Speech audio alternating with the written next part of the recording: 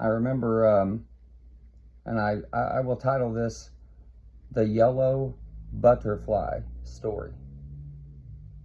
For those of you who don't know, the yellow butterfly belongs to me. It was God's, the Father's, but he gave it to me, a nobody, from Nowhereville, USA. One day I met my grandparents, right before she died. They were not home, and I was meditating. And while I was meditating, I hear the Lord speak to me and tell me to go out, take my Bible, and go outside. So I got up, I took my Bible outside, and I sat down on this bench. It was like a little bench, porch swing thing that my grandparents had in front of their apartment. And I was sitting there, and it's an apartment complex. So, there's probably 50 to 100 people that live in these apartments. And it's the middle of the day. It's like 1 or 2 in the afternoon. And I look around and no one's out. It's a beautiful day, wind's blowing pretty hard, and it's just a beautiful day. And I'm like, okay, well, I'm out here, Lord, what do you want? And he didn't say anything. All of a sudden, out of nowhere, he says, take your hands off my word. And I put my hands back like this, off my Bible. And then all of a sudden, it was almost like my Bible, this wind came and started blowing the pages and turning the pages real fast. And God said, look, I'm turning the pages of your Bible. And I thought, no, you're not. The wind is blowing my pages. And because the pages of the King James Bible are so thin, which I don't read the King James anymore as much, but they're real thin, it blows it. And he said, okay, how about this? And all of a sudden, no wind. The wind just disappears. I mean, there is not an ounce of wind, not a breeze. Yet, my pages start turning like this. And I waited as 3 pages in a row turned like that. Like the hand of God was turning my pages. And there was no wind, no breeze, no nothing. And it was just one by one, real slow. If you've ever been outside, it was just like, with your Bible. And it's like, and I thought to myself, and I said to God, it's just the wind. And he said, I am the wind. I said, what does that mean? He said, put your Bible down and stand up. So I put my Bible down, and I stood up. And I was outside at the time, outside my grandparents' front door in their apartment. And I'm like, oh man, I hope nobody's looking out their window or outside right now seeing this. They'll think I'm the weirdest guy on the planet, which I am. But I look around and no one's out. It's a beautiful day, middle of the day. No one's out in these apartments in Olytic. Not one person. I don't see anybody. And about that time, he says, close your eyes. And I closed my eyes. He said, put your feet together and put your arms down at your side. I did.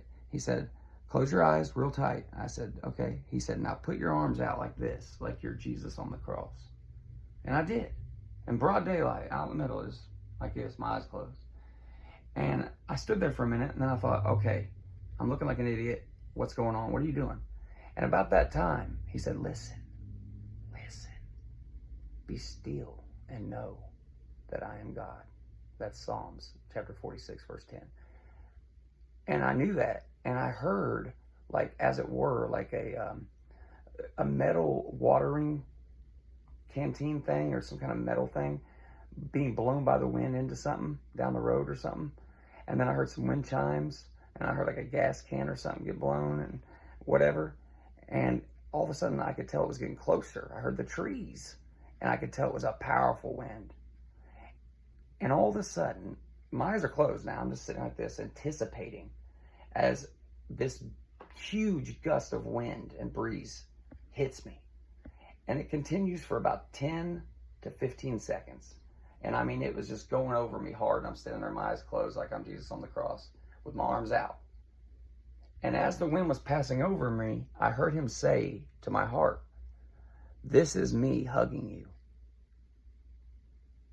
This is how I hug. And I said, okay. And I started to tear up from the wind and from him saying, I'm hugging you right now. And then the wind stopped. And when the wind stopped, I got to admit, I felt so good during that 10 to 15 seconds. I didn't even notice how good I felt. But when it died down, I stood there for like another 60 seconds with my arms out, my eyes closed, looking like a fool. Because I no longer cared about looking like a fool or who saw me. Because I felt him and his presence. And there's nothing like it. And as I'm standing there, he said, now, open your eyes. And I opened my eyes. And he said, what do you see? And I'm standing there looking around. And I said, I don't see anything. And he said, wrong. What do you see? And I had seen it the first time. But, it didn't seem important to me. I said, I see a yellow butterfly. He said, it's yours. And I said, what do you mean it's mine? He said, the yellow butterfly. It was mine. I own it because I created it. I'm God. I created it. Therefore, the yellow butterfly belongs to me. I can give it to whoever I want. And I'm giving you the yellow butterfly personally. And I said, just the yellow butterfly or butterflies in general? Or he said, the yellow butterfly is yours.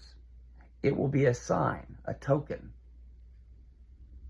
of the agreement you and I have with one another and of the relationship that we've established. He said, and if you ever try to run from me like Jonah did, or you ever try to run from the work which I give you, or you ever try to run away from me or hide or run away from the faith or your purpose, your divine work in me, I will send these yellow butterflies wherever you are. I will hunt you down.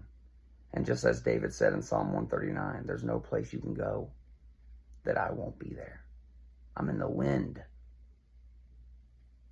I own the butterfly, and I gift it to whoever I want. That's God. And he gave me the yellow butterfly as a sign of the covenant which him and I had with one another.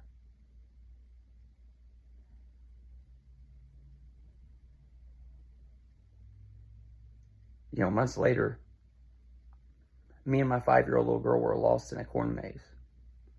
And it wasn't like one of those fun corn mazes, like where you're doing it on purpose. We were camping with my aunt and uncle and went on a night walk and got lost in a maze at night, almost at night. It wasn't night yet, but it was going to be night soon. And I told my daughter, my 5-year-old, we got to get back to the camp. But I couldn't see over the corn stalks, and I didn't know where we were. And I saw a house that didn't look familiar, and I'm like, where are we at? I felt lost. So after 15 minutes of trying to get out of there and the sun's starting to set, I said to Aubrey, we got to pray. I said, because we need to get out of here before it gets dark. And I don't know the way out. And so we both bowed our head and prayed real quick.